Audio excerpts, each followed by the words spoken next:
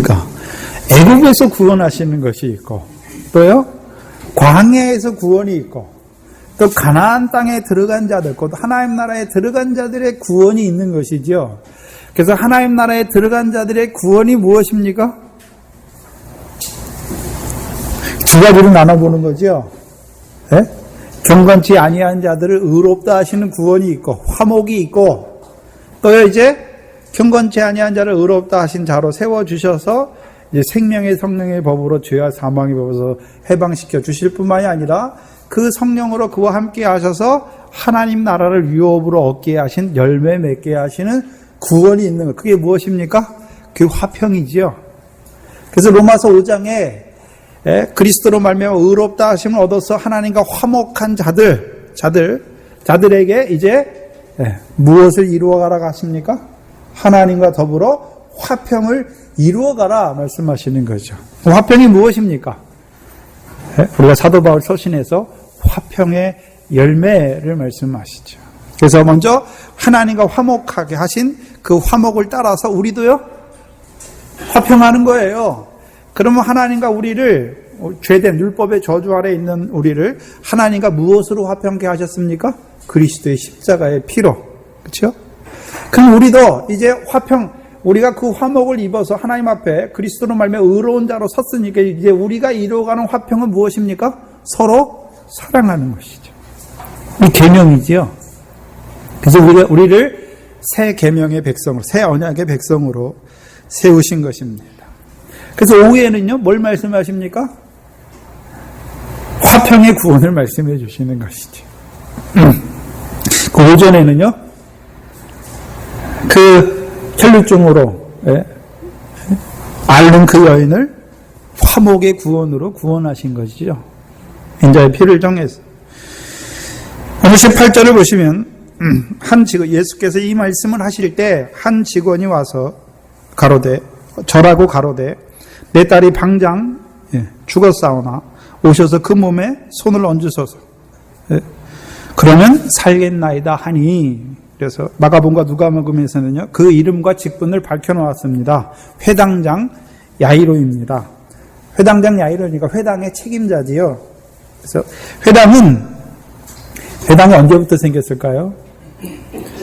원래는 회당이 없었죠. 성전이 있었잖아요. 근데 그 예루살렘 성전이 무너지고 나서, 그렇죠? 그들이 바벨론으로 쫓겨갔잖아요. 네? 그래서 그 바벨론 포로 기간 중에 이제 회당을 지었죠. 그래서 율법의 말씀을 가져갔잖아요. 그래서 그 율법의 말씀으로 말미암아 그 회당에서 하나님을 예배하게 됐지요. 그래서 이 유대인들의 집회 장소가 뭐냐면 회당이에요, 회당. 네? 그래서 구약 성경을 가르치고 하는 장소지요. 그래서 이 회당은 바벨론 포로 기간 중에 디아스포라, 흩어진 유대인들에 의해서 시작되었고, 안식일에 그들이 그 회당에 모여서 예배를 드리고 거기서 자녀 교육도 하고 재판을 행했습니다. 그래서 예배의 순서는 기도하고 성경을 낭독하고 설교와 축도로 끝납니다. 그것이 그대로 우리 기독교가 그것을 그대로 수용해서 기독교 예배가 어떻습니까? 기도하고 그다음에 하나님 말씀 낭독하고 설교하고 그다음에 축도로 끝나는 거죠. 그래서 예수님 당시에도 예수님도 어디에 가셔서 하나님 말씀 증거합니까? 회당에 가잖아요. 그래서 예수님께서 우리가 마태복음부터 누가복음까지 예수님께서 예루살렘 각 성과 촌에 들어가시고 회당에 들어가셔서 하나님의 말씀을 가르치시잖아요. 그럼 회당이 예수님 때에도 이미 있었지요. 그리고 사도 바울이 복음 전도할 때, 하나님 나라의 복음을 전파할 때 가는 데마다, 소아시아에 가는 데마다 뭐가 있습니까? 유대인의 회당이 있잖아요. 그래서 유대인의 회당에서 율법을 갖고 있죠. 그 율법을 낭독하잖아요. 율법과 선지자의 말씀을 갖고 있어서 그것을 낭독하고 그걸 설교하잖아요. 그래서 사도 바울이 거기 가가지고 설교하잖아요. 그래서 그 율법을 통해서 그 율법에 증거하신 이가 누구냐? 예수 그리스도다. 예수 그리스도 오셨다. 근데 그 유대에 있는 유대인들이 죽였다. 근데 하나님이 그를 살리셨다. 그래서 그 예수 그리스도 메시아, 예수께서 오셨고 예수께서 메시아 그리스도 부활하셔서 우리의 주가 되심을 증거해 주었잖아요. 그들에게. 그래서 그 가운데 사도 바울을 믿는 자도 있고 오히려 대적하는 자들도 있죠. 그럼 믿는 자들은 어떻게 믿어졌습니까? 새 옷을 입게 됐잖아요. 첫째 것이 폐허지고 둘째 것을 통해서 예수 그리스도를 통해서 그 참 그림자였던 것을 이루신 것이 믿어진 자들. 그래서 믿음으로 말미암아 그들이 아브라함의 아들이 되었죠. 그래서 유대인들 중에서도요, 복음이 믿어진 자들이 생겼잖아요. 그렇죠? 그리고 이방인들 중에서도요, 그 사도 바울의 말을 듣고 그 회당에 있는 자들이 그리스도인들이 되는 것입니다. 그런데 회당장인 야이로 한 거 보니까 이미 이 회당장인 야이로는 어떤 자입니까? 회당을 책임지는 자였죠. 근데 18절에 나타난 이 야이로의 행동과 말을 보면 야이로가 예수를 믿었습니까? 안 믿었습니까? 안 믿었으면 이렇게 오지도 않잖아요. 믿었으니까 왔죠. 그럼 어떻게 믿게 됐을까요? 야이로가. 마태복음 4장을 보시면 그럼 회당장 야이로는 뭘 믿었을까요? 그걸 봐야 되죠. 마태복음 4장 23절을 보시면 예수께서 온 갈릴리에 두루 다니사 저희 회당에서 가르치셨잖아요. 그럼 누구 회당에서도 가르치셨습니까? 야이로가 맡고 있는 그 회당에서도 가르치셨죠. 그럼 야이로는 지금 어디에 있습니까? 지금 예수님께서 어디 갔다 어디로 오셨죠? 요단 동편에 갔다가 지금 어디로 오셨습니까? 가버나움에 오셨잖아요. 갈릴리 가버나움에 오셨잖아요. 그러면 이 회당장 야이로는 어디에 있는 회당에 있을까요? 가버나움이나 갈릴리 지역에 있는 그 회당에서 예수님이 그 갈릴리를 지나면서 그 회당에서 가르치셨으니까 뭘 가르치셨습니까? 천국 복음에 대해서 가르쳤잖아요. 네? 그러면 이 야이로는 뭘 받은 자입니까? 권세 있는 자의 말씀을 받은 자죠. 네?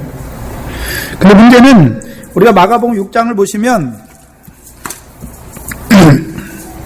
그럼 모든 회당에 있는 회당장들이 다 예수를 믿었느냐? 그게 아니죠. 마가복음 6장을 보시면 6장 1절에서 5절을 보시면 분명히 나오죠.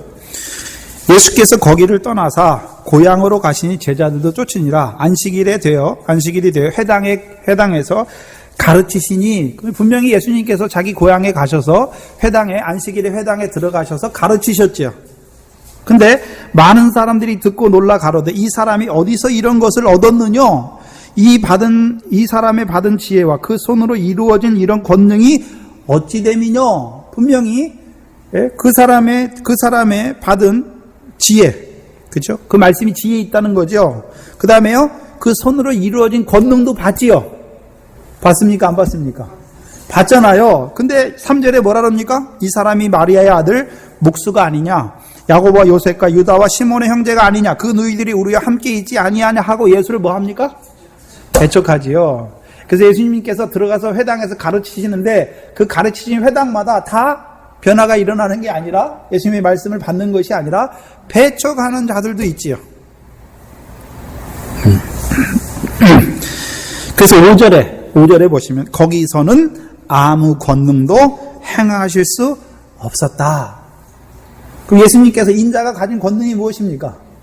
권세 있는 자의 말씀과 죄 사함을 얻게 하신 권세지요. 근데 예수님을 배척하는 데에서는 그 권세가 임합니까? 안 임합니까? 예수님을 배척하는데 아무리 천국 복음의 말씀 증거해 보세요. 듣습니까? 안 듣습니까? 안 듣죠. 안 들으니까 그 말씀이 증거되면 그 권세를 통해서 하나님 나라의 백성으로 새 옷을 입은 자로 딱 바꿔줘야 되는데 성령이 임함으로 말미암아 하나님 나라의 복으로 말미암아 살리심을 받아야 되는데 그게 안 일어나는 거죠. 또한 모두 안 일어납니까? 죄사함의 권세도 없는 거죠. 예수 안 믿는 자들은 여전히 율법을 가지고 옛 낡은 옷 아래 율법의 계명 아래서 뭐 보고 삽니까? 바리새인들은요, 외식, 사람의 칭찬과 영광을 얻기 위해서 살아가잖아요. 또 바리새인들은요, 죄사함도 없잖아요. 왜요? 자기를 의롭다고 여기니까. 죄사함 받을 수 있습니까? 없습니까? 없잖아요. 또 세례요한의 제자들도 물 세례 아래 있으니까 예수님 앞에 나아가서 세례요한의 말씀을 통해서 예수님 앞에 나아가야 되는데 세례요한의 세례를 통해서 그것만 붙들고 있으니까 뭘 못 받습니까?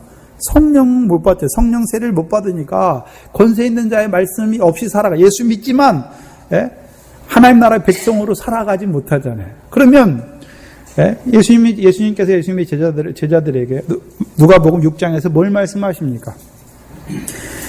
죽은 자들로 저희 죽은 자를 장사하게 하고 너는 가서 하나님 나라를 전파하라 말씀하셨잖아요. 그럼 예수 믿었지만 여전히 하나님 나라가 없는 자들은 뭐한 자로 살아갑니까? 죽은 자예요, 죽은 자. 죽은 뭐에 대해서 죽었습니까? 예수에 대해서 죽은 것이 아니라 뭐에 대해서요? 하나님의 나라에 대해서 죽은 자예요. 그렇게 살아가는, 그러니까 여전히 어디입니까? 광야예요, 광야. 여전히 뭡니까? 예수 믿지만 육신으로 살아가는 그 모든 것을 바라보는 자들이 되는 거죠. 그러면, 그럼 예수님의 고향에서는 예수를 배척하니까 아무런 권능을 행하지 못했잖아요. 근데 야이로가 있는 회당은 분명히 야이로가 예수님을 받아들인 거 보니까 야이로에게는 예수님께서 뭘 보여주셨습니까? 권능을 행하셨잖아요. 그럼 그에게 어떤 권능입니까?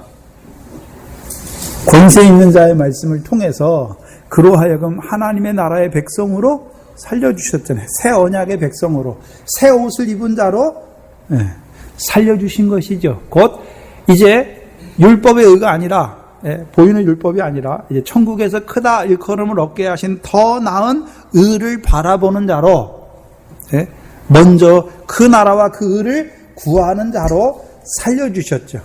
그래서 이 야이로가 어떤 자가 되었습니까? 새 옷을 입은 자가 되었죠. 야이로 이름의 뜻이 뭐냐면요, 그가 깨우치신다라는 말씀이에요. 그전에 율법 가지고 있었어요. 근데 율법이 뭘 의미하는지 몰랐죠. 그래서 율법 아래서 살고 있었는데 예수님께서 오셔서 율법과 선지자를 온전케 하시고 이제 새로운 언약으로, 새 계명으로 우리에게 주셨잖아요. 더 나은 의로. 그게 깨우쳐 주신 것이죠. 그게 야이로에게 가르쳐 주신 것이죠. 그래서 예수님의 가르침으로 말미암아 깨닫게 된 자가 되었죠. 그럼 자기가 어떤 자라고요? 썩어질 것, 육신을 따라 썩어질 것이 아니라 예수 그리스도의 복음으로 나를 부르시, 성령을 따라 났으니까 이제요 썩지 아니할 것을 바라보는 자로, 곧 채색옷 입은 자로 살아나게 된 것이죠. 여기서 말하는 채색옷은 사사기 5장에 말씀하시는 채색옷, 하늘의 그 별과 같은 영광을 바라보는 자로 살아났죠. 근데 그 야이로가 예수님께 와서 절하잖아요. 마가복음과 누가복음에서는요, 예수를 보고 발 아래 엎드려 간구했다라고 말씀합니다. 근데 마태복음에서는 죽었다, 방금 죽었다라고 말씀했지만 마가복음과 누가복음에서는 죽게 되었다라고 말하는 것이죠. 그래서 뭘 구합니까? 그럼 누구한테 절합니까? 회당장 야이로가 보니까 우리가 이 절하다, 무릎 꿇어 절하다는 것은 고넬료가 베드로 앞에 절하는 것과 똑같잖아요. 뭘 받기 위해서요? 하나님의 말씀을 받기 위해 절하는 것과 똑같잖아요. 그러면 이 야이로가 예수님을 어떻게 인식하고 있습니까? 그냥 선생으로 인식하는 것이 아니라 권세 있는 자의 말씀을 통해서 나를 하나님 나라 백성으로 살리신 그분으로 인식하는, 자기의 주로 인식하고 있는 것이죠. 그 자기 딸을 보면서, 그죠? 자기 딸이 죽었잖아요. 마태복음에서는 죽었잖아요. 얼마나 급히 왔겠습니까? 예수님께. 그죠? 그래서 와서 뭐라 그럽니까? 내 딸이 지금 방금 죽었으니까 빨리 오셔가지고 그의 손에, 그의 몸에 손을 얹으셔서, 그러면 살겠나이다. 그럼 이 야이로가 예수를 안 믿었다면 오겠습니까? 안 오겠습니까? 예수님이 그런 능력도 없는데 오겠습니까? 능력이 있는 걸 아니까 오는 거죠. 자기는 그 능력이 없으니까.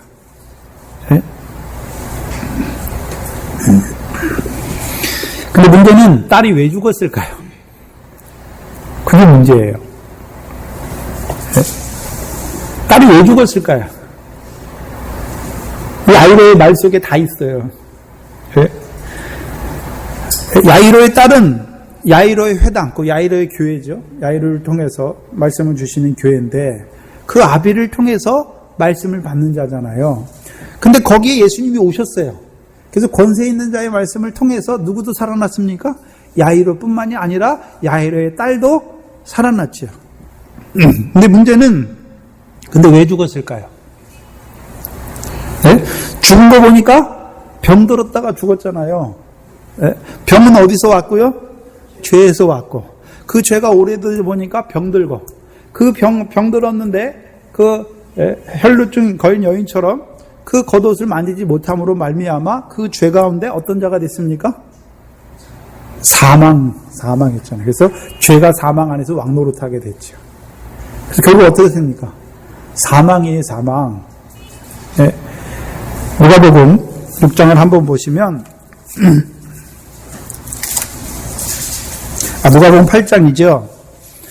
예수님께서는 잔다라고 했고 그 무리들은 죽었다라고 말하잖아요. 네.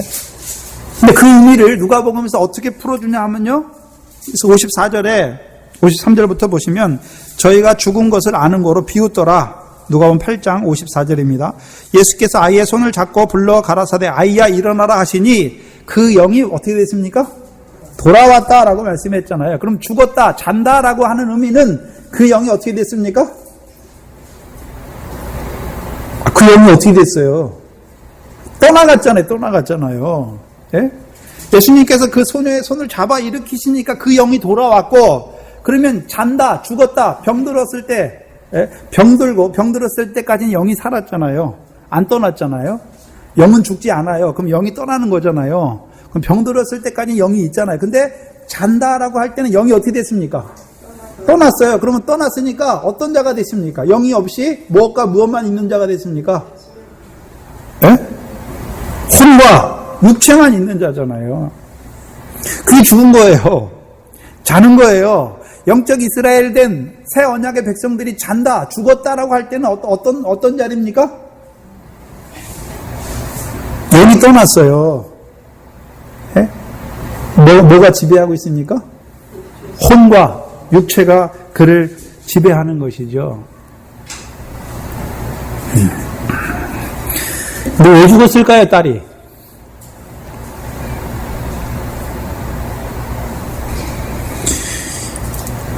이 야이로의 말을 들어보면 알 수 있어요. 죽었사오나, 그 몸에 손을 얹으셔서, 그죠?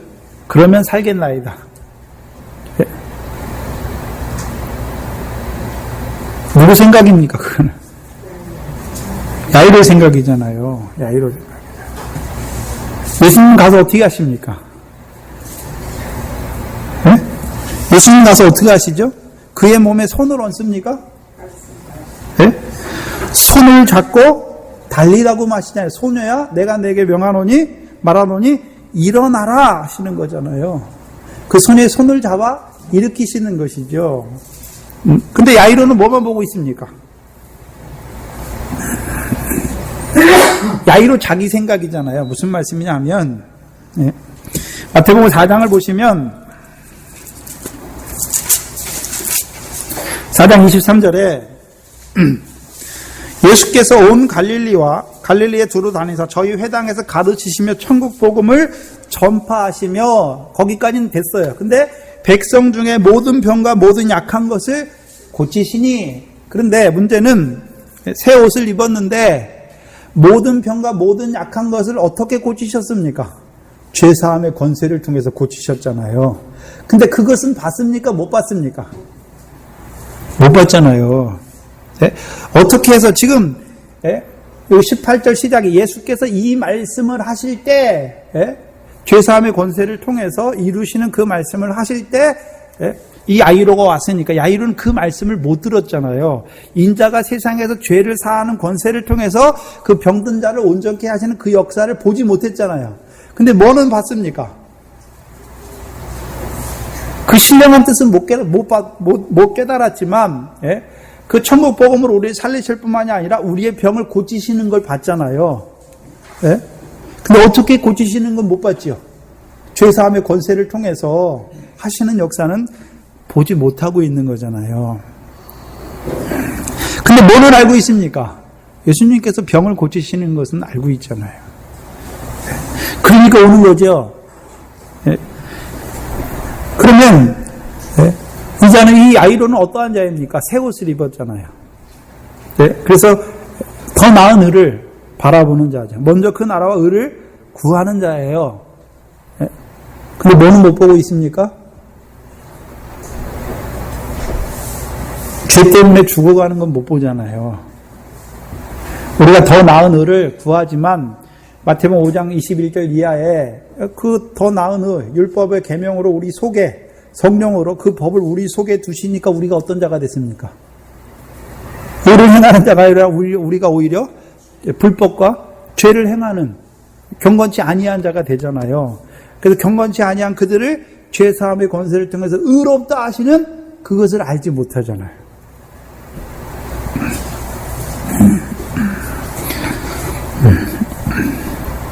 곧 내가 너희를 사랑하는 것을 알지 못하잖아요. 긍휼함을 입지 못했잖아요. 그러니까 늘 뭐 하고 있습니까? 베드로와 같이 내가 주를 사랑하는 자리에 있잖아요.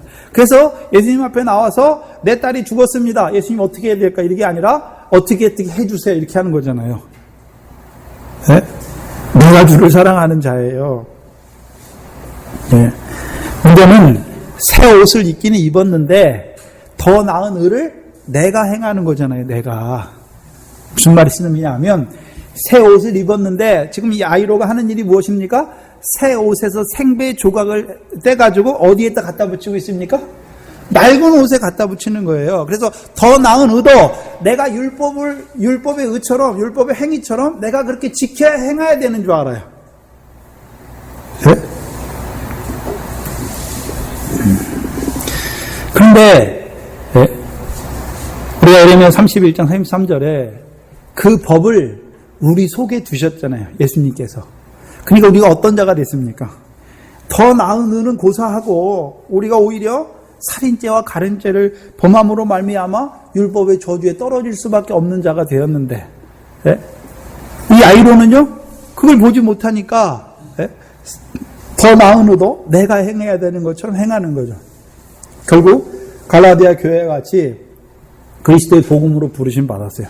성령을 따라 놨어요. 그런데 어떻게 합니까? 율법의 행위로 그 의를 이루려고 하는 자가 되는 거죠. 결국 어떻게 됩니까? 육체가 되잖아요. 그래서 사도 바울을 통해서 갈라디아 교인들에게 너희가 성령으로 시작하였다가 뭐로 마치고자 한다고요? 육체. 그게 죽은 거예요. 그래서 갈라디아 교회를 뭐라 합니까? 그리스도에게서 끊어지고 은혜에서 떨어진 자다라고 말씀하죠. 은혜에서 떨어졌어요. 그것을 보지 못하는 거죠. 예. 회당에서는 새 옷을 입었으니까 우리가 하나님 나라 백성으로 먼저 그 나라와 의를 구해야 됩니다. 선포하지만 그러면 그 나라와 의를 우리가 이루려고 하는 거죠. 예? 우리가 이루려고 하는 거죠. 또 야이로는요, 그 우리가 이룰 수 있다라고 하는 거죠. 그러니까 어떻게 됩니까? 거의 불법에 떨어지는 거죠. 네, 육체에 떨어지게 되는 것이죠.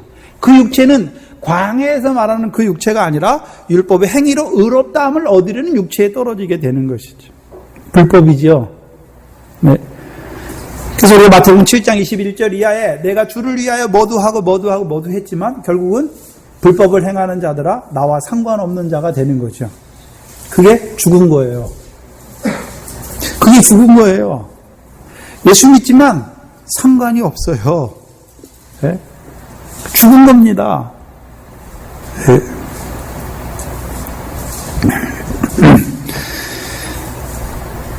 이 아이로가 하는 일이 무엇입니까? 새 옷에서 생배 조각을 떼다가 낡은 옷에 붙이는 거예요. 네? 그럼 어떻게 됩니까? 새 옷도 버리고 낡은 옷도 망가지는 거잖아요. 누가 망가졌습니까? 새 옷도 버리게 됐잖아요. 새 옷이 누가 버렸습니까? 자기 딸이 버렸죠. 자기를 통해서 말씀을 받는 그 딸이 어떻게 됐습니까? 죽었잖아요. 죽었죠. 그래서 오늘도 하늘의 복을 말해요. 그런데요, 그것을 우리가 이루어가자 하는 자들 있잖아요. 네? 죽은 자예요. 죽게 돼요. 새 옷을 입었지만 그 새 옷에서 생배 조각을 떠다가 낡은 옷에 붙이니까 새 옷도 못 쓰게 되고 낡은 옷도 못 쓰게 되는 것이죠. 결과가 무엇입니까? 영이 떠나요, 영이. 네. 성령 안에서 행하는 거잖아요. 그래서 예수님께서 먼저 그 나라와 의를 구하라 말씀하시고 마지막에 뭘 말씀하셨습니까? 성령을 구하라 말씀하시는 거죠. 왜요? 우리가 행하는 그 나라와 의가 아니라 성령 안에서 이루시는 그 나라와 그 의기 때문에. 근데 문제는요, 그 성령을 통해서 은혜 충만, 진리로 충만하게 은혜 충만, 진리 충만하게 하시는 새 부대를 통해서 새 포도주로 채워가시는 그 충만, 성령 충만을 알지 못하니까, 이 야이로는 계속해서 어떻게 합니까? 성령으로 시작했지만 성령 충만 받아서 성령 안에서 이루시는 새 영으로 말미암아 우리 안에 율례와 규례를 행하게 하시는 것이 아니라 내가 행하는 거죠. 죽는 것입니다. 그게 갈라디아 교회입니다. 그래서 율법의 행위로 의롭다함을 얻으려는 육체가 되었고 그 결과가 그리스도에게서 떨어지고 그리스도에게서 끊어지고 은혜에서 떨어진 자가 되었죠. 그 육체가 된 것이죠. 그게 죽은 거예요.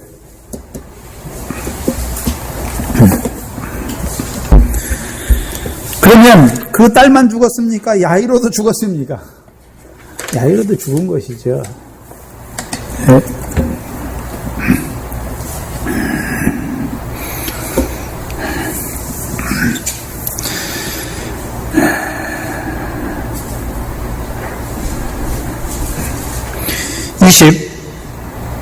23절에 보시면 예수께서 그 직원의 집에 가사 피리 부는 자들과 헌화하는 무리를 보시고, 그렇죠? 마가복음과 누가복음에는요, 회당장에서 집사람들이 와가지고 거기서는 딸이 죽게 되었으니 말하고 그 혈루증 앓는 여인이 구원받은 그때에 그 집안 사람들이 와가지고 당신의 딸이 죽었으니 선생을 더 괴롭게 마십시오라고 하는 것이죠. 근데 예수님께서 뭐라 그럽니까? 두려워 말고 믿기만 하라. 그리하면 내 딸이 구원을 얻으리라. 그리고 집에 가시죠. 근데 마가복음과 누가복음에서는 누구만 데리고 가십니까? 집에는 제자들이 함께 가는데 소녀가 죽은 곳까지는요, 베드로와 요한과 야고보와 아이의 부모만 데리고 들어가세요.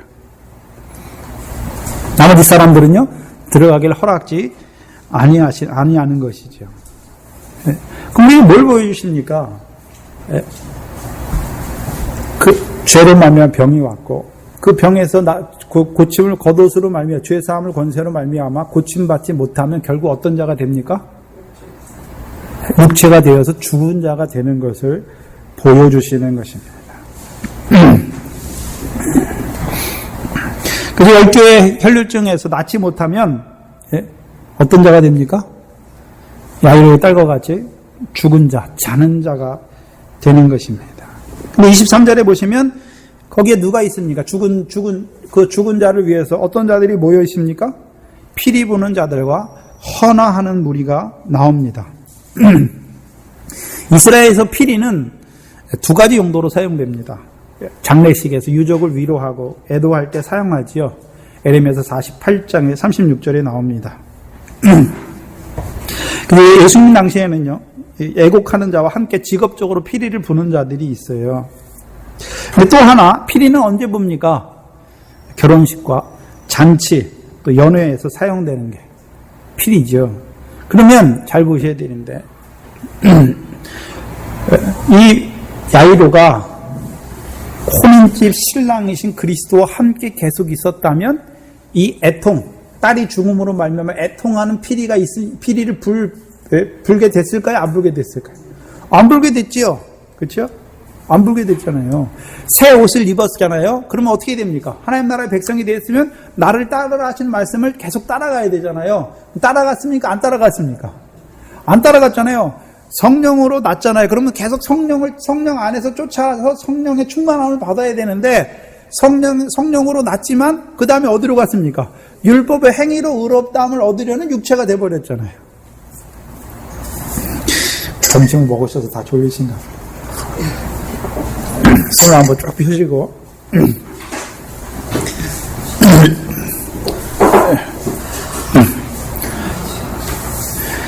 집에 가서 안 들으시잖아요. 여기서라도 좀 들으세요, 그러면. 네?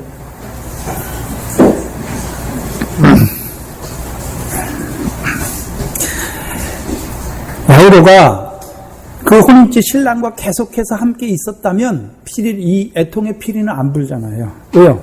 성령으로 났으니까 신랑 그리스도 성령을 계속해서 부어주시는 그 그리스도와 함께 있었으면 그 기쁨이 컸으면 어떤 피리를 불었을까요? 혼인잔치에 기쁨의 피리를 불었겠지요. 근데 야이로가 어떤 자가 됐습니까? 성령으로 시작했지만 율법의 행위로 의롭다함을 얻으려는 자가 되니까 그리스도에서 끊어졌잖아요. 육체가 돼버렸잖아요. 네. 그러니까 어떻게 됐습니까? 죽게 된 것이죠. 그러니까 무슨 피리가 불게 됩니까? 애통의 피리가 불어지게 되는 것이죠. 네.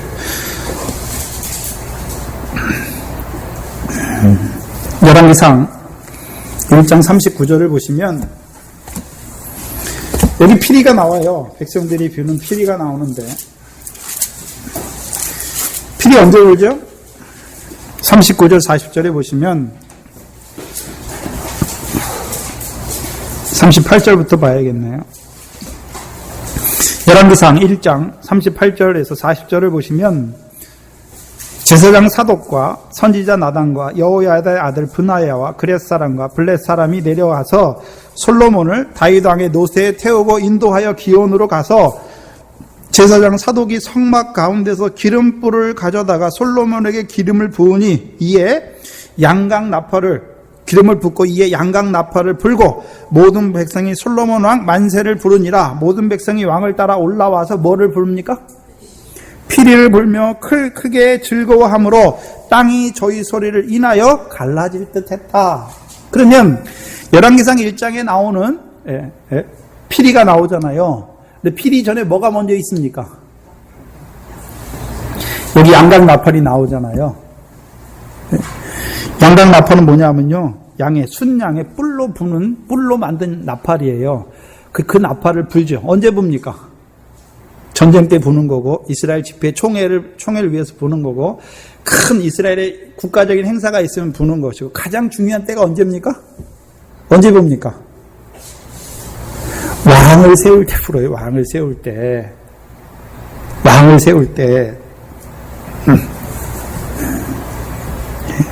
그래서 제사장이 뭘 불어야 됩니까?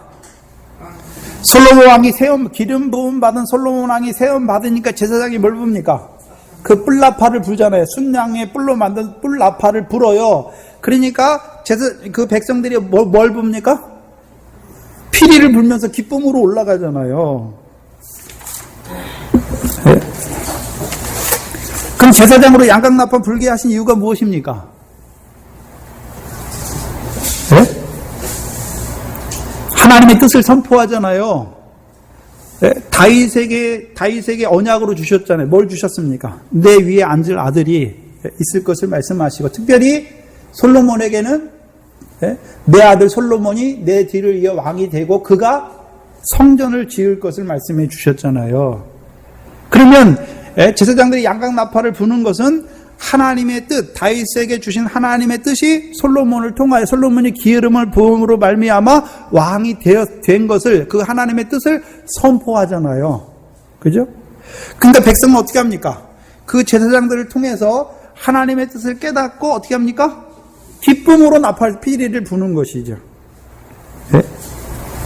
무슨 말씀이냐면 오늘 제사장이 불어야 되는 나팔이 뭐죠? 양각나팔이에요. 양각나팔, 뿔나팔. 네? 그럼 야이로가 뭘 불어야 됩니까? 양각나팔을 불어야 되죠. 네? 왜 양각나팔입니까? 왜 순양의 뿔로 만든 양각나팔을 불어야 됩니까? 창세기 22장에 네? 뿔이 수풀에 걸린 순양으로 번제하게 하셨잖아요. 그렇죠? 그 번제가 누구를 말씀합니까? 예수 그리스도잖아요. 네. 또 우리가 출애굽기 보면 번제단에 있잖아요. 번제단에 내 귀퉁이에 뭐가 있습니까? 뿔이 있잖아요. 그 뿔 위에 뭘 붓습니까? 피를 바르잖아요. 피를. 제일 처음에 구별할 때는 기름과 피를 바르고, 다음에 제사할 때마다 거기다 뿔에다 뭘 바릅니까? 피를 발라요, 피를. 그래서 우리가 오늘 교동문 시간에 읽었잖아요. 시편 18편에 다윗이 뭐라 그랬습니까? 여호와는 나의 구원의 뿔이다 라고 말씀했잖아요. 네? 그럼 어떻게 구원의 뿔입니까? 시편 132편이죠. 지난 시간 우리가 살펴봤는데 시편 132편에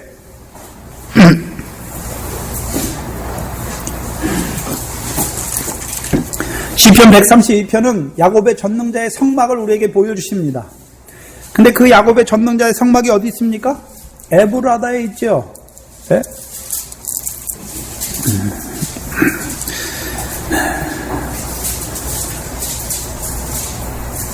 그래서 그 야곱의 전능자의 성막으로 말미암아 제사장들은 구원을 입잖아요. 그리고 백성들은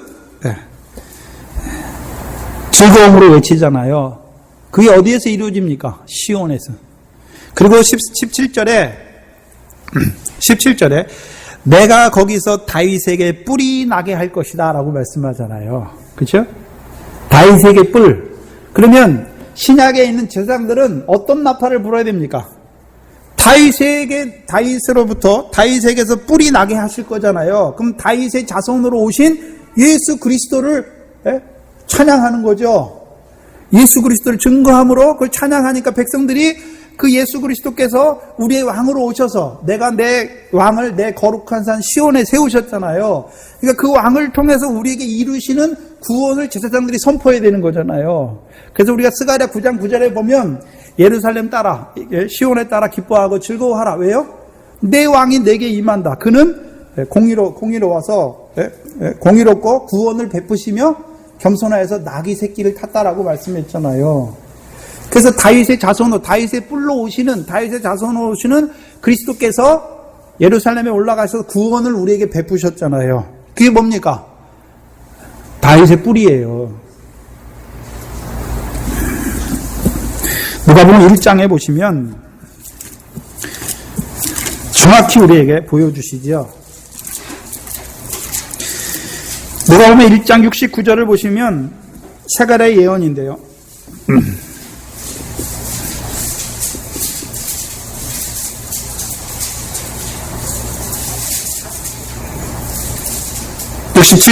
누가복음 1장 67절 이하에 그 모친 사가랴가 성령의 충만함에 입어 예언하여 가로되 찬송하리로다.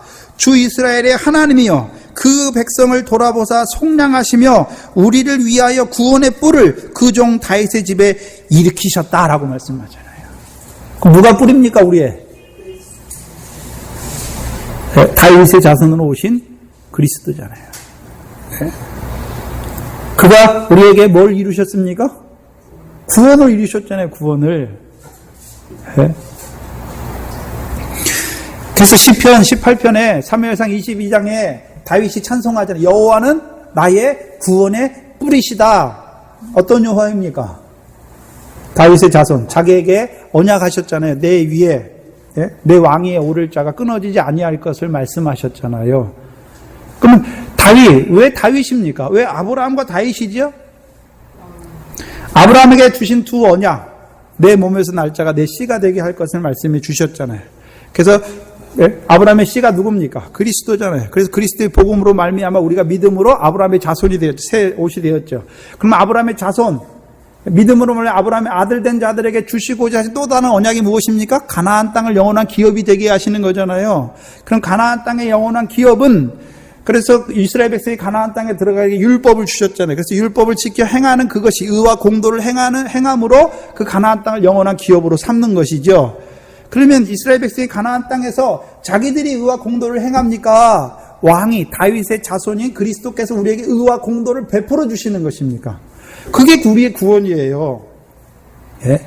우리는 그 율법을 주셨지만 거룩한 백성이 되기에 율법을 주셨지만 오히려 율법의 저주를 받을 수밖에 없는 우리를 그리스도의 십자가의 피로 의롭다 하시는 거죠.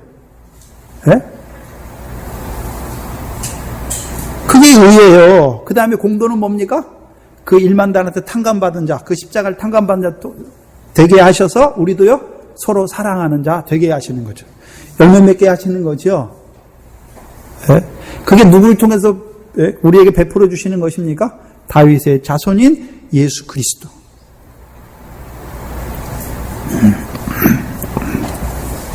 그래서 히브리서 7장에서는요, 그 그리스도를 뭐라 그럽니까? 더 좋은 언약의 보증입니다. 라고 말씀하시죠. 네. 우리에게 주신 더 좋은 언약이 무엇입니까? 하늘의 천국에서 크다 일컬음을 얻게 하신 더 나은 의잖아요. 근데 그 의의 보증인이 누굽니까? 예수 그리스도죠. 예수 그리스도. 왜요? 우리에게 성령을 부어주시는 거죠. 우리를 예수 그리스도께서 주시는 권세 있는 자의 말씀을 통해서 우리를 그 더 나은 의를, 하늘의 상을 얻는 그 의를 바라보는 자로 세우실 뿐만 아니라 우리에게 성령을 더하여 주셔서 성령으로 충만하게 하셔서 은혜 충만, 진리 충만하게 하셔서 우리로 하여금 새 언약의 백성이 되게 하시는 것이죠. 이것이 뭐죠? 이것이 에스겔서 37장 24절 이하에 말씀하시는 화평의 언약이죠. 시편 에스겔서 37편 7장 24절 이하에 보시면 내종 다윗이 그들의 왕이 되리니 말씀하신 내종 다윗은 어떻습니까? 에스겔서를 쓸 때 에스겔은 이미 다윗 한참 위의 사람이죠. 이미 다윗은 죽었어요. 그러면 에스겔이 바라본 다윗은 어떤 다윗입니까? 다윗의 자손으로 오시는 왕이잖아요. 그래서 내 종 다윗이 그들의 왕이 되리니 그들에게 다 한 목자가 있을 것이라. 그들이 내 규례를 준행하고 내 율례를 지켜 행할 것이다 라고 말씀하잖아요. 그러면 다윗의 자손으로 오시는 예수 그리스도께서 우리에게 이루어 주시는 게 무엇입니까? 성령으로 함께 하셔서 그 율례와 규례를 지켜 행하게 하는 것이죠. 먼저는요, 그 법을 우리 속에 두어서 우리 마음을 부드럽게 하는 거죠. 부드럽게 한다는 의미가 무엇입니까? 죄와 사망의 법을 해방시키는 것이죠. 그 다음에요, 율례와 규례를 행하게 하는 거지요. 성령 안에서 의와 공도를 이루어가게 하시는 거지요. 결실과 열매입니다.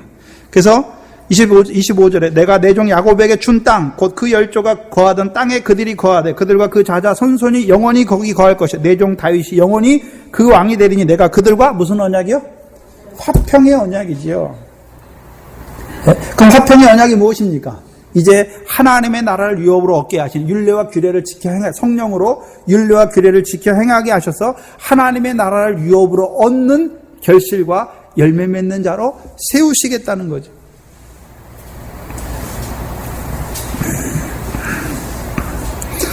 그럼 교역자가 불어야 되는 나팔이 무엇입니까? 다윗의 자손 예수 그리스도를 통해서 왕으로 오신 예수 그리스도를 통해서 우리에게 베푸시는 구원을 선포해야 되는 거죠. 그래서 백성들은요, 성도들은 그것을 듣고 즐거이 외쳐야 되는 것이죠.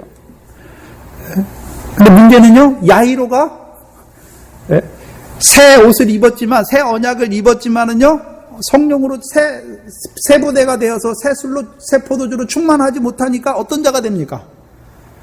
성령 충만, 은혜 충만, 진리로 충만 가르치는 것이 아니라 율법의 행위를 의지함으로 가르치니까 어떤 자가 됩니까? 하나님의 백성이 다시금 죽는 자가 되는 것이죠.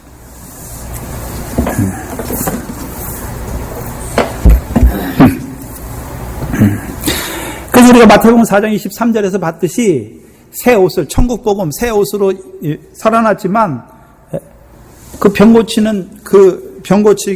병고치고 모든 약한 것을 짊어지시는 인자의 권세, 죄사함의 권세를 받지 못하니까, 그걸 깨닫지 못하니까 병만 고치는 것만 보고 있는 거죠.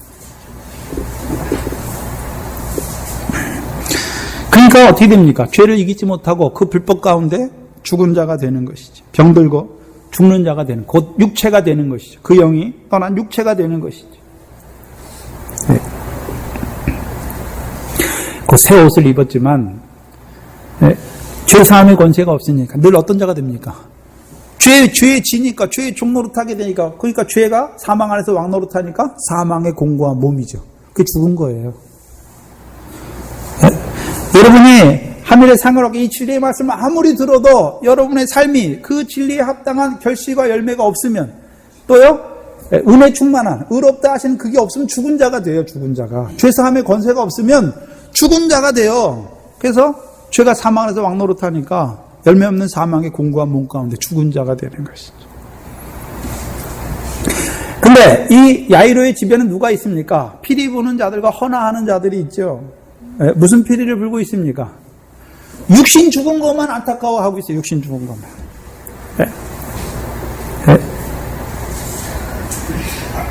그 생명이 열매 맺는 생명에서 죽은 것, 죄의 진자가 되어서 사망에 매여서 사망의 공고한 마음 가운데, 몸 가운데 죽은 것은 못 보고 있어요.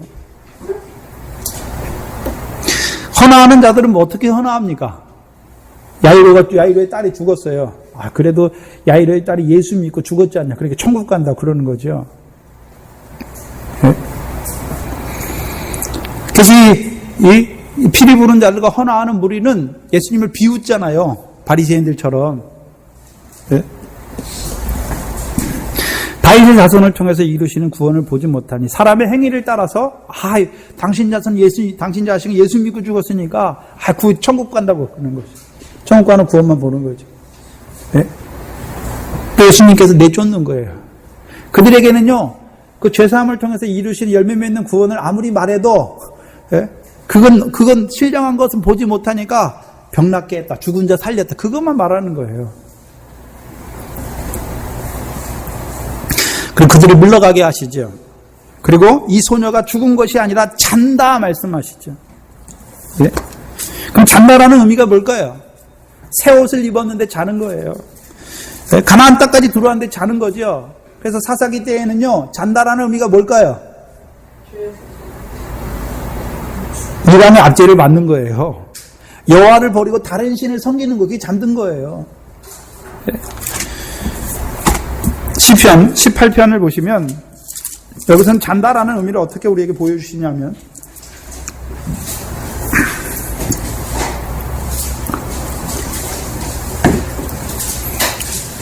우리가 시편 구원의 뿔, 여호와는 나의 구원의 뿔 했지만 4절에 보시면 여기 잔다라는 개념이 4절 5절입니다. 사망의 줄이 나를 얽고 불의의 창수가 나를 두렵게 하였으며 음부의 줄이 나를 두르고 사망의 올무가 내게 이르렀다. 이때가 언제입니까? 사망의 올무에 매였잖아요. 이때가 자는 때예요. 죽은 자예요. 그러니까 다윗은 그 죽음 가운데서 뭘 바라보고 있습니까? 구원의 뿔을 바라보고 있잖아요. 구원의 뿔을. 그러니까 다윗은 어떤 자입니까?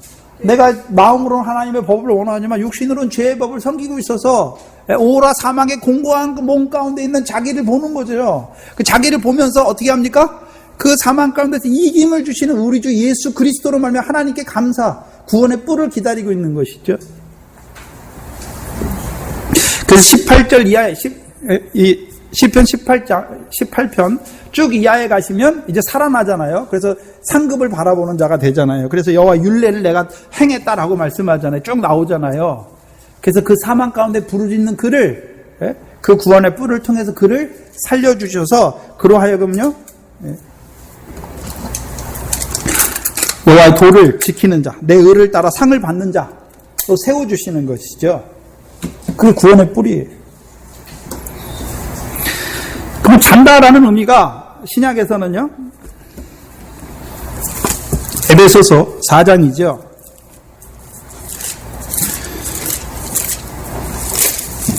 에베소 4장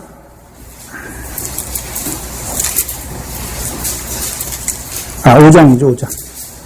5장 14절입니다.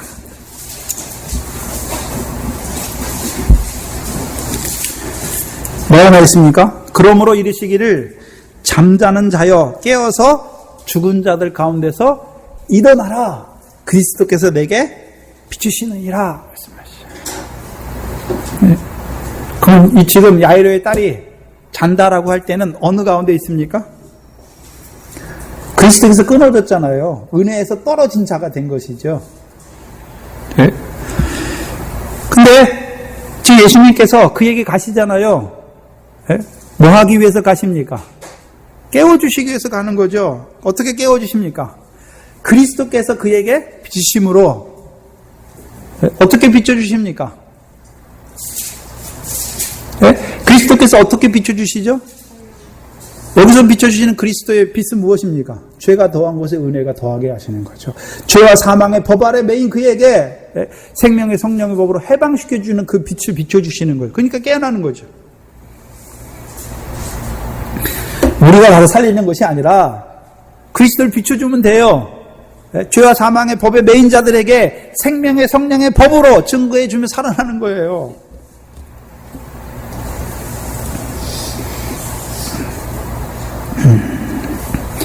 문제는요, 그 야이로에게 믿기만 하라고 말씀했잖아요. 그럼 야이로 어떤 자가 됐습니까? 처음엔 두려워하는 자가 됐다가 이제는 믿고 예수님과 함께 따라서 들어가는 자가 됐잖아요. 그래서 예수님께서 어떻게 그 죽은 자에게 비춰서 그로 하여금 일어나게 하시는지 알게 된 것이죠.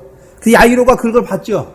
예수님의 제자들 3명도 그걸 봤고 야이로도 그걸 봤죠. 야이로의 부모니까 야이로의 어머니도 그 야이로의 아내도 봤을 것입니다. 뭘 봤습니까? 뭘 봤지요? 죽은 자 가운데서 살리시는, 어떻게 살리시는 일을 봤잖아요. 그러면 우리가 에베소 5장을 보시면 그럼 죽은 자 가운데 살아난다는 의미가 무엇일까요?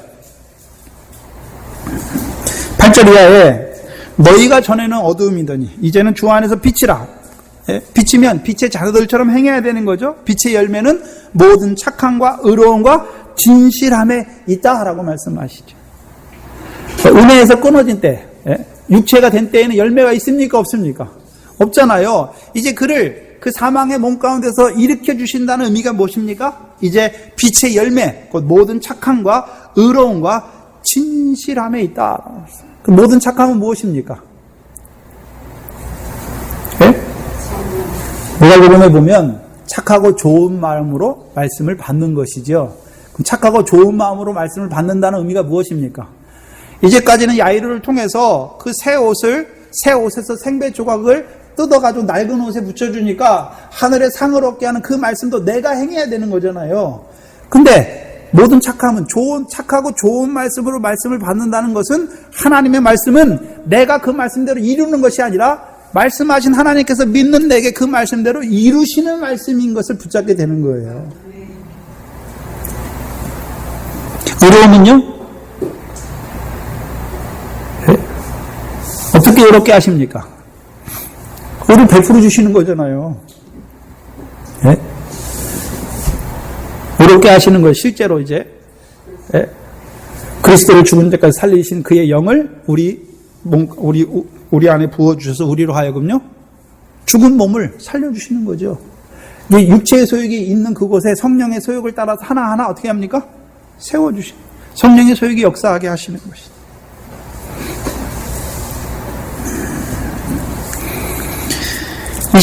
오늘 본문 25절에 보시면 좀 빨리 하려니까 좀 빨라지네요. 25절에 무리를 내어 보낸 후에 예수께서 들어가사 소녀의 손을 잡으심에 일어나시는지라. 야이로는 뭘 원했습니까? 소녀의 몸에 손을 대주시길 원했는데 예수님께서는요 소녀의 손을 잡으시니까 일어나는 것이죠. 왜 무리는 내보내십니까? 신령한 일을 깨닫지 못하면 육적으로 이루신 일만 보고 떠들고 돌아다니죠. 예수께서 들어가셨죠. 예수님만 들어가셨습니까? 이제 야이로와 그 부모도 들어갔고, 야이로의 딸의 부모가 들어갔고, 야고보와 요한과 베드로와 야고보, 요한도 함께 들어갔지요. 그러면 들어갔으니까 거기서 어떻게 죽은 자 가운데 있는 그를 살리시는지를 깨닫게 된 거죠. 이 3명의 제자와 회당장 야이로가. 그래서 마가복음에서는요 달리다굼이죠. 소녀야 내가 내게 말하노니 일어나라. 그러니까 뭐가 돌아왔습니까? 영이 돌아왔잖아요. 영이 돌아왔죠.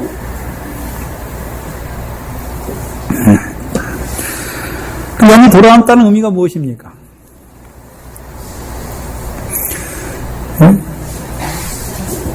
영이 돌아왔다는 의미가 뭐죠? 생명의 성령의 법으로 말미암아 죄와 사망의 법에서 해방시켜 주실 뿐만이 아니라 이제 그 안에 거하시는 영으로 말미암아 죽은 몸을 살리는. 그래서 그로 하여금 이제 열매 없는 사망이 아니라 열매 맺는, 결실하는, 먼저는 결실하고 이제 열매 맺는 몸으로 세워가시는 것이죠. 그래서 먼저는요 그 혈육중 여인을 통해서 그리스도 예수 안에 있는 믿음의 자리에 세워주시고, 그러면 이 소녀, 죽은 자를 깨우시는 그 역사를 통해서 뭘 보여주십니까? 너희가 그리스도 예수 안에서 하나님의 아들이 되었죠. 유업을 얻을 자가 됐잖아요. 그래서 갈라디아 3장 29절에 그리스도에게 속한 자면 아브라함의 자손이요 약속대로 유업을 이을 자. 그래서 그리스도 예수 안에서 유업을 이을 자에게 뭐로요? 성령의 소욕으로 함께 하셔서 하나님의 나라를 유업으로 얻게 하시는 것이죠. 결실과 열매를 통해서. 그게 일어나게 하는 것이죠. 열매죠. 근데 왜 달리다곰입니까? 이상해요. 왜 달리다곰이죠?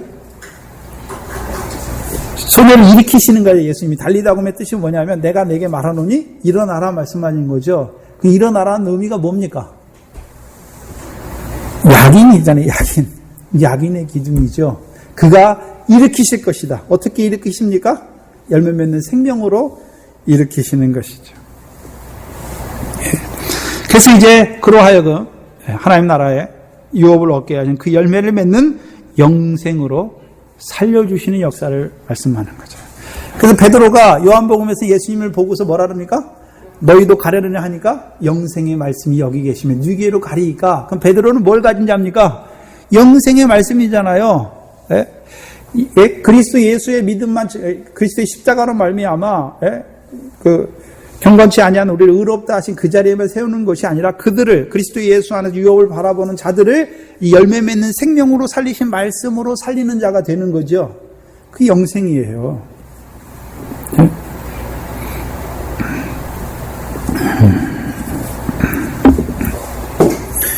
그런데 26절에 보면 그 소문이 온 땅에 퍼지더라. 그러면 살리시는 역사, 그 소녀를 살리시는 역사는 누구만 알고 있습니까? 제자들과 회당장 야이로만 알고 있죠. 나머지는요. 육신 죽은 거 살아났다. 그거만 보는 거예요. 그게 소문이죠.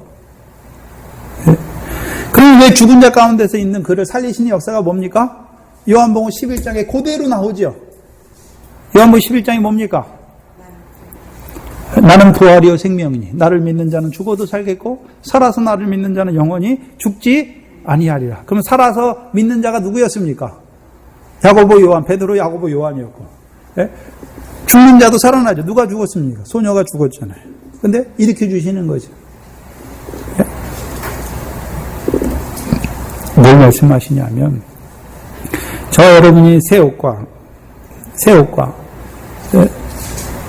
인자의 권세, 죄사함의 권세를 통해 살려주시지만 늘 우리가 어떤 자리에 있습니까? 죄에 져서 사망의 공고한 몸 가운데 있어요. 근데 제사장을 통해서 뭘 증거해 줍니까? 죄와 사망의 법을 해방해 주시는 생명의 성령, 그리스도 예수 안에 생명의 성령의 법을 증거해 주셔서 우리로 하여금 해방시켜 주실 뿐만이 아니라 이제 성령으로 충만하게, 은혜와 진리로 충만하게 하셔서 우리로 하여금 하나님 나라를 유업으로 얻는 열매 맺는 생명으로 살리시는 거죠. 누가요? 인자가 다윗의 자손으로 오신 예수 그리스도께서. 그럼 어떻게 그렇게 하십니까? 제자들에게 그 권세를 주셔서 하게 하시는 거죠. 새 부대가 되게 새 포도주로 성령으로 충만하게 하셔서 이제 은혜와 진리로 충만하게 그를 증거해서 그를 증거하면 그를 통해서 그를 보는 자들은 은혜와 진리로 충만하게 하셔서 그들도 은혜와 진리 안에서 하나님 나라를 유업으로 얻는 그 영광에 합당한 열매 맺는 생명이 되는 것입니다. 그리고 그에게 누가복음에서는 먹을 것을 주라 말씀하시죠. 뭐가 먹을 것입니까? 이 소녀가 이제 열매 맺는 생명으로 살아났어요. 그러면 그에게 뭘 주는 것입니까? 계속해서 인자의 살과 피를 먹게 하시는 것이죠. 계속 먹어서 자라가는 거예요.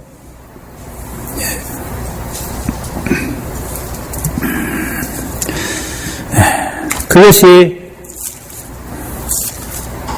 마태복음 9장 오늘 본문을 통해서 우리에게 이루어 가시는 그 하나님의 역사를 보여주시는 것입니다. 기도하겠습니다. 하나님 감사합니다.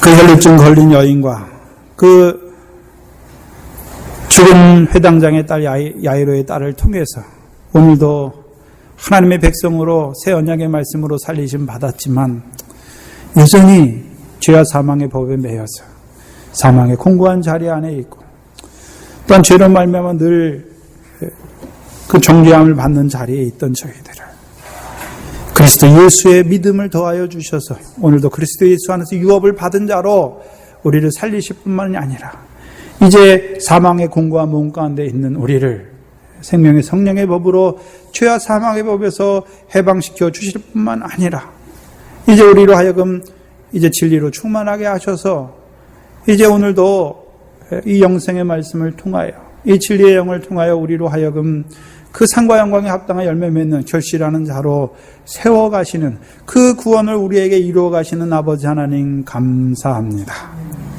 우리를 이 잠깐 육신으로 살아가는 날 동안에 그 다윗의 자손을 통해서 베푸시는 그 구원으로 말미암아 이제 열매 맺는 생명으로 우리를 살려주셨사오니 또한 우리를 통하여서도 이 열매 맺는 생명으로 살아나는 자들을 생육하고 번성하는 이 동산교회가 주님의 교회가 되게 하여 주시옵소서. 우리 어린 것들을 불쌍히 여겨 주시옵시고 아직까지도 그 낡은 옷을 입고 있는 자들에게 이 권세 있는 자의 말씀을 통하여 이제 하나님 나라의 백성으로 세워주시고 또한 하나님 나라의 백성으로 세우심 받았지만 여전히 죄와 사망의 법 아래에 있는 율법의 저주 아래에 있는 그들을 이 죄사함의 권세를 통하여 그들을 이제 은혜와 진리로 충만하게 하시는 그 인자의 살과 인자의 피를 이 교회를 통해 넉넉히 부어주어서 늘 그 은혜와 진리로 충만함을 입어가는 저희가 되게 하여 주시옵소서. 예수님의 이름으로 기도하옵나이다. 아멘. 영혼의 찬미 963번입니다.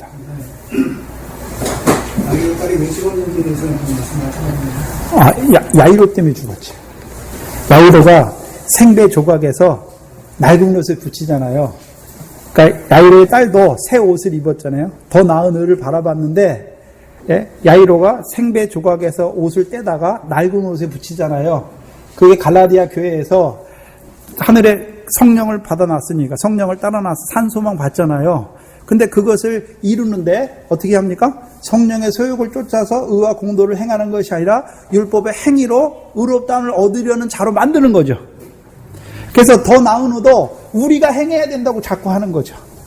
우리가 행해야 된다고. 그러니까 결국 어떻게 됩니까? 율법의 행위로 의롭다함을 얻으는 육체가 되는 것이죠. 그게 회당장 야이로예요. 왜요? 이 말씀을 듣지 못했잖아요. 그 지난 시간에 주신 권세 있는 자, 새 포도주가 되게 하신 그 말씀을 듣지 못하니까 계속해서 성령 충만으로 채워가야 되는데 성령으로 났지만 성령을 따라나서 새 옷을 입었지만 성령으로 계속 부대가 되어서 새 술로 채워가야 새 포도주로 채워가야 되는데 성령으로 채워가야 되는데 어떤 자가 됐습니까? 이 말씀을 듣지 못하니까 그 말씀 하늘에 상을 얻게 하신 말씀을 받았으니까 야곱처럼 내가 그 의를 이루려고 하는 자가 되니까 어떤 자가 됩니까? 죽은 자가 되는 거예요. 그 딸이 죽은 자가 되죠.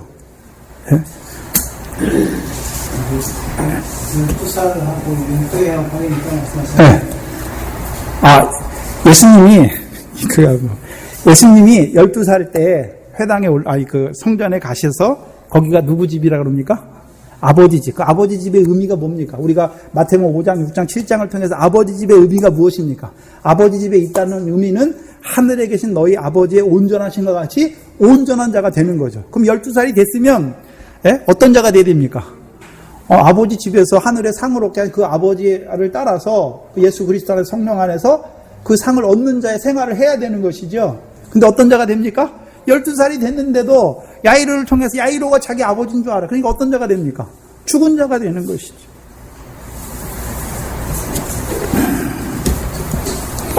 이렇게 좀 빼놓고 가는데 시간이 없어서 예수님의 여기 겉옷가를 만지시는 것도 겉옷술이잖아요. 옷술이에요. 옷술. 민수기 보면 옷술이잖아요. 우리에게 옷술, 유대인들에게 옷술의 의미가 뭐냐면 율법의 계명과 지켜 살아야 된다는 거죠. 근데 그들이 그렇게 삽니까? 못 삽니까? 못 살아요. 근데 예수님께서는 율법을 다 이루시잖아요. 자기 삶을 통해서 죄 없이 사셨죠. 그 죄 없으신 예수님께서 우리를 위해서 율법과 선지자를 완전케 하신 것이죠. 그래서 죄 없이 예수님께서 죽으신 거예요. 그래서 우리를 완전케 하신 것이죠. 그래서 이 여자가 예수님의 옷술가를 만져요. 그 옷술이에요. 겉옷이 아니라 옷술가를 만지는 거예요. 원어에서는. 옷술이 뭡니까? 율법과 선지자를 완전케 하신 그리스도의 번제, 그걸 붙잡는 거죠. 네? 그게 뭡니까? 네. 죄사함의 권세죠. 그걸 통해서 우리에게 뭘 이루어 주십니까? 네? 이제 온전히 거룩함을 입은 자로 세우시는 거죠. 이미 목욕한 자로 세우는 거예요. 근데 문제는 이 여자는 어떤 자입니까? 발을 씻진 받지 못했잖아요. 이미 거룩한 자가 됐는데 늘 발을 씻어줘야 되는데 죄사함의 권세잖아요. 그래서 율법 아래 더 나은 의 아래 살아요. 새 언약이죠. 새 율법이죠. 그 안에 사는데 그걸 지킵니까? 못 지킵니까? 못 지키니까 늘 어떤 자가 됩니까? 율법의 저주 아래 떨어지잖아요. 그럼 율법의 저주 아래서 온전케 하신 그리스도의 십자가로 늘 발을 씻어줘야 되는 것이죠. 근데 이 여자는 발 씻임 받지 못하니까 늘 어떻게 됩니까? 그 죄로 말미암아 정죄를 받고 있는 거예요. 죄의 종로를 타고 있는 거죠. 저는 달다움이라는 데가요. 네. 혼자 일어나라고 손 잡고 이랬잖아요. 네. 일어나는 것만 되는 겁니다. 달려가라고. 일어나는 거구나. 일으키신다는 의미는 약인의 기둥에서 보아스는 뭡니까? 그에게 능력이 있다잖아요. 그래서 우리 예수님께서 능력이 뭡니까? 천국 복음을 통해서 우리를 새 옷을 하나님 나라의 백성으로 살리시는 게 썩지 않은 씨가 되게 하는 게 능력이에요. 근데 능력이 된 자들 일으키신다는 의미가 뭡니까 이제? 네?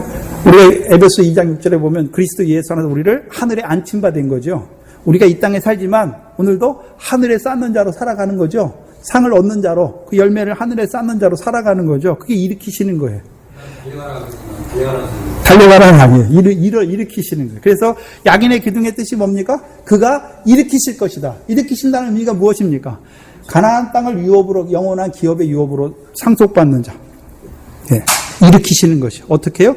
일으키신다는 의미가 뭐냐면 그리스도를 죽은 자 가운데 살리시는 이의 영을 우리 몸에, 우리에게 부어주어서 우리로 죽을 몸 가운데 있는 우리를 일으키시는 거죠. 일으키시는 거죠. 부활의 생명으로, 새 생명으로 일으키시는 것이죠.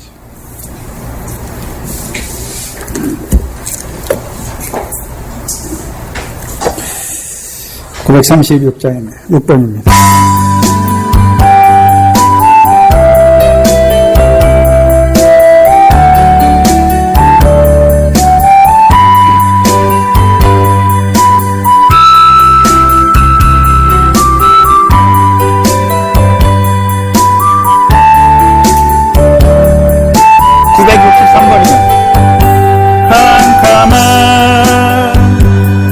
인생길 홀로 걸어가다 권하여 내 영혼 깊은 밤이 들었었네. 모든 죄악의 길을 걸어가다 산나고 찢기워 내 영혼 깊은 밤이 들었었네. 내 영혼 어둠을 방황할 때 어디선가 들려오는 주님 음성 깨어라.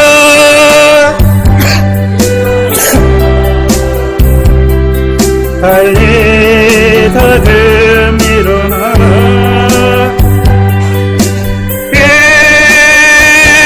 일어나라.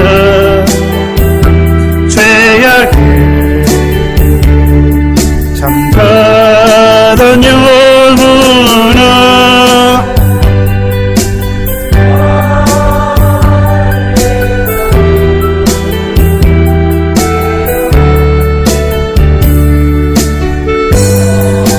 나 걸으라.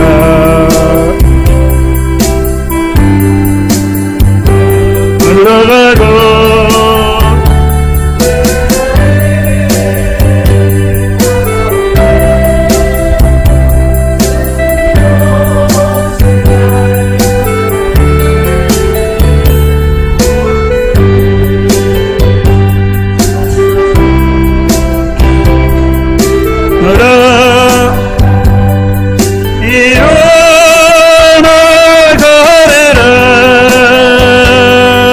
달리 일어나라.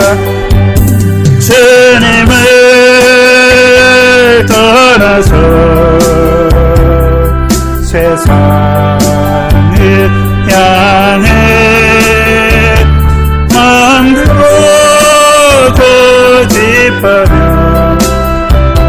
내 영혼 먼 곳으로 나갔었네. 인생의 어려움 절망 가운데 눈물과 한숨과 내 영혼 슬픔 속에 잠이 드네. 주님을 떠나서 방황할 때 어디선가 들려오는 주님 음성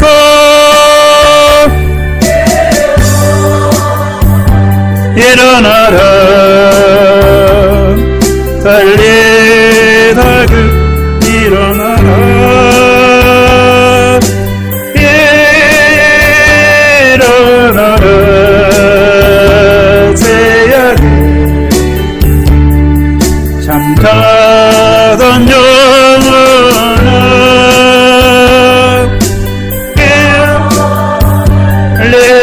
깨달은 깨어라. 일어나 걸으라. 어둠은 물러가고 새날이 다가오네. 두려워질 날 멀다 났네. 어둠 속에 잠자던 영혼 일어나라.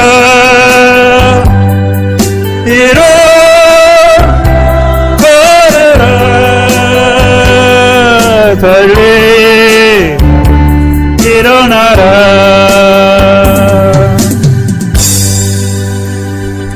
마태복음 25장에 보면 그 신랑을 맞는 신부 열 처녀가 나오잖아요. 거기 보면 졸며 잘세라고 나오죠. 조는 자가 있고 자는 자가 있어요. 조는 자는요 깜빡깜빡 조는 거예요. 마치 베드로처럼 잠깐 사람의 일을 생각하는 거예요. 근데 책망해 주시니까 다시 하나님의 일을 생각하는 거잖아요.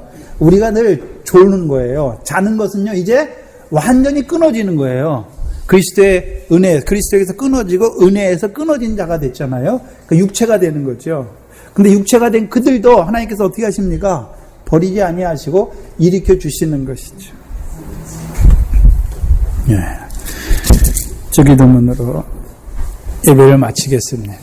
오늘도 강은데 빠져. 이사야 41장 보면 주님의 오른손이 우리의 오른손으로 함께 하셔서 의를 이루어 가시는 그 오른손을 보여줘요. 먼저는 주님의 오른손이 우리 손을 붙든 걸 보여주시고, 두 번째는요 우리 오른손을 붙잡으시는 걸 보여주냐. 그게 소녀를 붙잡아서 일으키시는 거예요. 그래서 우리가 열매 맺습니까? 아니잖아요. 성령으로 말미암아 성령을 쫓아 행하게 하심으로, 그 손을 잡고 우리를 인도하심으로, 성령의 소욕을 쫓아 행하게 하심으로 하나님의 나라를 유업으로 얻게 하시는 결실과 열매를 맺게 하시는 거잖아요. 그 일으키시는 거예요. 약인이죠. 네. 주기도문으로 예배를 마치겠습니다. 하늘에 계신 우리 아버지, 이름이 거룩히 여김을 받으시오. 나라의 임하옵심이 뜻이 하늘에서 이룬 것 같이 땅에서도 이루어지이다. 우리에게 일용할 양식을 주옵시고, 우리를 죄진 자를 사하여 준 것 같이 우리 죄를 사하여 주옵시고, 우리를 시험에 들게 하지 마옵시고 다만 악에서 구하옵소서. 나라와 권세와 영광이 아버지께 영원히 있사옵나이다. 아멘.